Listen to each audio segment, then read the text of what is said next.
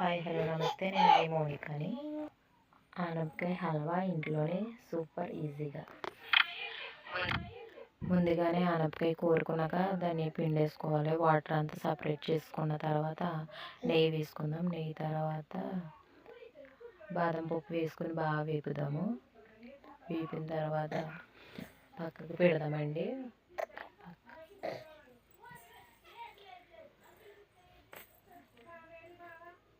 దాని తర్వాత ఆనపకాయ వేసుకుందాము. ఆనపకాయ వేసుకుని బాగా కలుపుదామండి. 5 మినిట్స్ తర్వాత నెక్స్ట్ మిల్క్ వేసుకుందామండి. కప్పుడు మిల్క్ బాగా కలుపుదాము.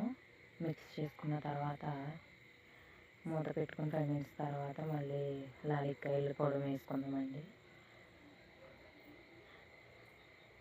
నెక్స్ట్ ఫుడ్ కలర్ వేద్దామండి. అది గ్రీన్ కలర్ అయినా పర్లేదు, రెడ్ కలర్ అయినా పర్లేదు. పండు వాళ్ళు స్కిప్ చేసేవండి. షుగర్ వేసుకుందామండి. 5 స్పూన్స్ అయితే కరెక్ట్గా సరిపోతుంది. గీ వేసుకుందామండి 1 స్పూను. టేస్టీగా బాగుంటుంది. నెక్స్ట్ మనం బాదం పప్పు వేసుకుందామండి. తర్వాత నెక్స్ట్ బౌల్లోకి తీసుకుని సర్వ్ చేసుకుంటే రెడీ.